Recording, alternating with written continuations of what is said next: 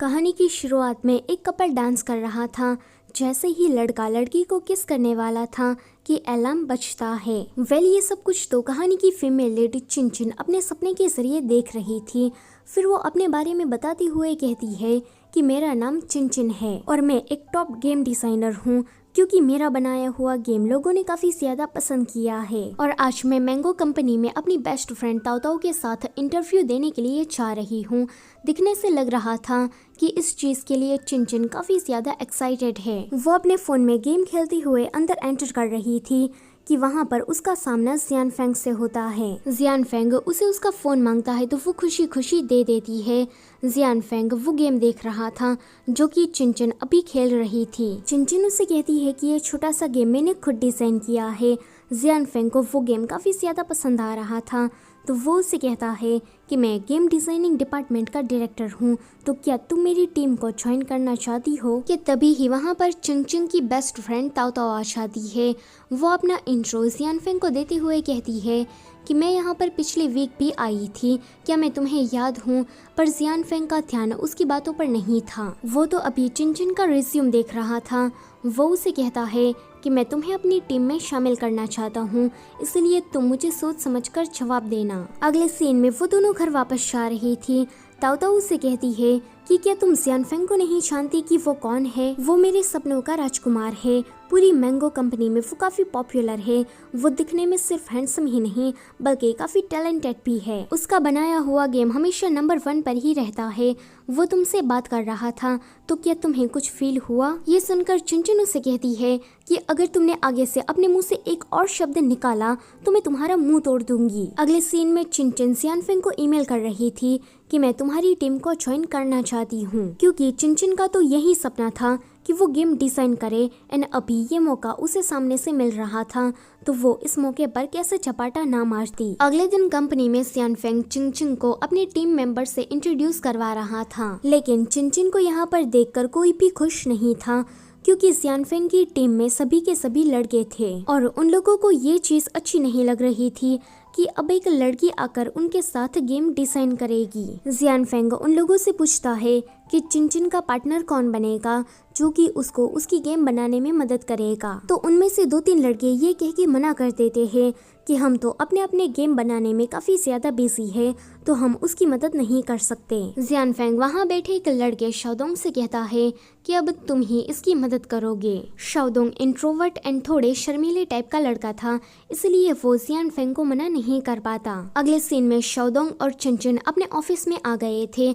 जब चिनचिन उसे हेलो कहती है तो शाओदोंग को वो काफी ज्यादा अच्छी लगती है। फिर चिनचिन को पता लगता है कि उसे जो गेम बनाना है उसका मेन टॉपिक है लव। वो कहती है कि इस टाइप का गेम बनाना मेरे लिए तो नामुमकिन है, क्योंकि मैं कभी भी प्यार में नहीं पड़ी, मुझे डेटिंग एक्सपीरियंस भी नहीं है, मुझसे तो ये ना हो पाएगा। वो अपनी ये प्रॉब्लम जियानफेंग को भी बताती है तो जियानफेंग उसे लेकर डेट पर जाता है, जहाँ पर पहले वो दोनों किसी रेस्टोरेंट में जाते हैं और उसके बाद अम्यूजमेंट पार्क में। यहाँ पर चिनचिन को जियानफेंग को लेकर कुछ फील तो नहीं हुआ था, पर उसे ये आइडिया हो गया था कि उसे अपना गेम कैसे बनाना है। अगले दिन चिनचिन अपने गेम के लिए मेल कैरेक्टर बना देती है।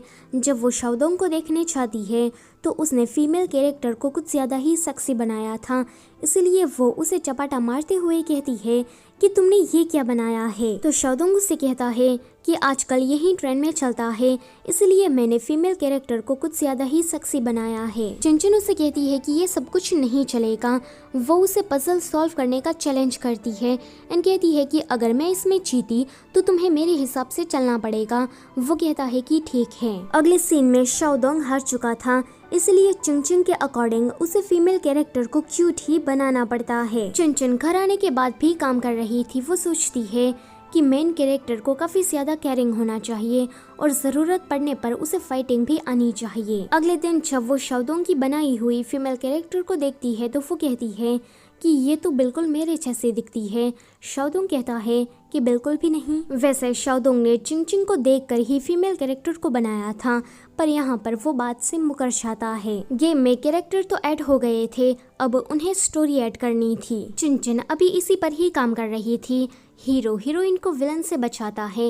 एंड जब उन दोनों का किस होने वाला था कि तभी ही चिंचिन को आवाज़ आती है कि बाहर जोरों से बिजली कड़क रही है एंड काफ़ी तेज़ बारिश हो रही है, इसलिए वो खिड़की वगैरह बंद करने के लिए वहाँ से चली जाती है। और तभी ही उसके लैपटॉप में कुछ होने लगता है।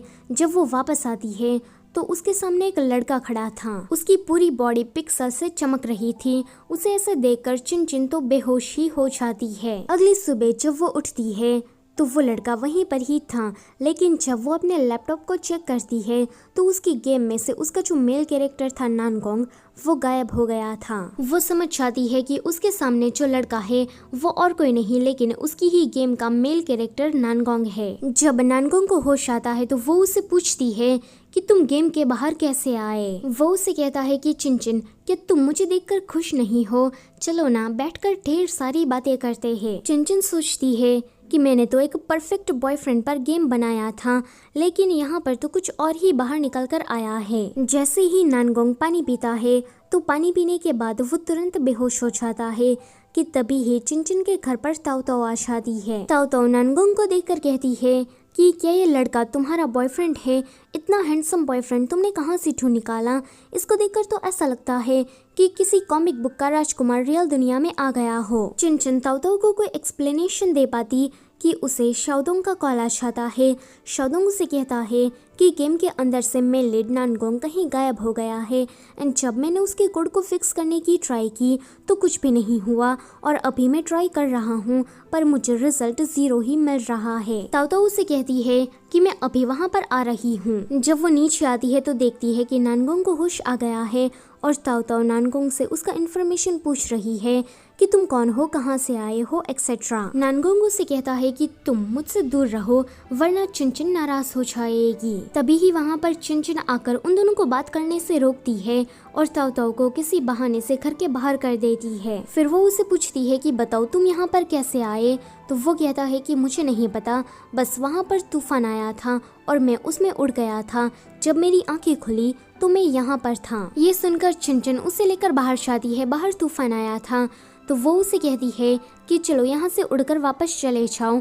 तो वो कहता है कि मैं वापस नहीं जाना चाहता, मुझे तुम्हारे साथ रहना है। तो चिंचिन कहती है कि तुम यहाँ से वापस चले जाओ, मैं तुम्हारे लिए अच्छे अच्छे स्टोरी प्लॉट बनाऊंगी। नानगोंग वहाँ पर काफी देर तक खड़ा रहता है पर कुछ भी नहीं होता। चिंचिन कंपनी में शाओदोंग के साथ डिस्कस कर रही थी कि ये नानगोंग अचानक से कहाँ गायब हो गया और चिंचिन भी शाओदोंग को ये वाली बात नहीं बताती कि नानगोंग गेमिंग वर्ल्ड से रियल दुनिया में आ गया है। जब वो काम खत्म करने के बाद घर वापस आती है तो देखती है कि नानगोंग ने तो उसकी किचन का पूरा सत्यानाश कर दिया है। वो अपने किचन के कबाड़ी को देखकर कहती है कि नानगोंग, मैं तुम्हें डिलीट कर दूंगी। जब वो अपने किचन को साफ कर रही थी तो वहाँ पर शाओदोंग काम के बारे में बात करते हुए आ जाता है एंड नानगोंग को देखकर कहता है कि क्या ये तुम्हारा बॉयफ्रेंड है? वो कहती है कि नहीं नहीं, ये तो बस मेरा एक नॉर्मल फ्रेंड है। शाओदोंग कहता है कि सच में? पर मुझे तो ऐसा नहीं लगता। वो कहती है कि ये सच में मेरा एक नॉर्मल फ्रेंड है। शाओदोंग उसे देखकर कहता है कि लगता है कि मैंने इसे पहले कहीं देखा है पर मुझे कुछ याद नहीं आ रहा। चिंचिन कहती है कि ये तो इम्पॉसिबल है। वो देखती है कि शाओदोंग तो उसे ही देखे जा रहा है, कहीं उसे नानगोंग की सच्चाई के बारे में पता ना लग जाए, इसलिए वो उसे कहती है कि काफ़ी देर हो गई है तो तुम्हें भी अब घर चले जाना चाहिए, मैं तुमसे बाद में बात करती हूँ। इतना कहकर वो उसे घर से भगा देती है। अगली सुबह जब वो उठती है तो नानगोंग पूरे घर की सफाई कर रहा था। नानगोंग उसके पास आकर उसे डांटने लगता है कि तुम बिना शूज पहने हुए नीचे कैसे चली आई, अगर तुम्हें कोल्ड हो जाता तो। इतना कहकर वो उसे लंबा चौड़ा भाषण देने लगता है। वो उसे कहती है कि बस करो, कितना बोलोगे। वो बाहर जा रही थी तो नानगोंग कहता है कि मुझे भी तुम्हारे साथ आना है। अगले सीन में वो दोनों बाहर होते हैं। नानगोंग को काफ़ी ज़्यादा ठंड लग रही थी तो वो कहता है कि तुम कैसी जगह पर रहती हो, यहाँ पर काफ़ी ठंड है, ऊपर से सूरज की रोशनी भी नहीं आती। चिंचिन देखती है कि यहाँ पर सारी लड़कियाँ नानगोंग को ही देख रही है क्योंकि वो काफ़ी हैंडसम है, इसलिए वो उसे कहती है कि तुम घर जाकर खाना बनाओ, मैं तुम्हारे लिए कुछ कपड़े खरीद कर आती हूँ। ये सुनकर वो खुश हो जाता है एंड वो उसके हाथ पर किस करके छाने लगता है, पर तभी ही उसकी नज़र इन लड़कियों पर पड़ती है तो वो कहता है कि क्या तुम लोगों ने कभी भी खूबसूरत लड़के को नहीं देखा, जाके अपना काम करो। फिर अगले सीन में चिंचिन जब घर वापस आती है तो देखती है कि नानगोंग बैठकर टीवी में कार्टून्स देख रहा है। वो कहती है कि मेरा खाना, तो वो कहता है कि माफ करना, मैं भूल गया। फिर वो किचन में जाकर एक जली हुई फिश बनाकर लाता है एंड कहता है कि ये है आज का तुम्हारा डिनर। चिनचिन सोचती है कि मैंने तो परफेक्ट बॉयफ्रेंड बनाया था, लेकिन इसको तो एक काम भी ढंग से नहीं आता। वो उसे कहती है कि क्यों ना मैं तुम्हें खाना बनाना सिखाऊं, तो वो कहता है कि हाँ क्यों नहीं। जब चिनचिन पैन को घुमा रही थी तो पैन उसके हाथ से छटक जाता है एंड वो नीचे आकर गिरने वाली थी, पर नानगोंग उसे बचा लेता है और उन दोनों में एक्सीडेंटली किस हो जाता है। इसी के साथ एपिसोड नंबर 1 की एक्सप्लेनेशन होती है यहीं पर ही ख़त्म। वीडियो अच्छी लगी है तो उसे लाइक कर दो और चैनल पर पहली बार आए हो तो उसे सब्सक्राइब करना मत भूलना। Thank you for watching.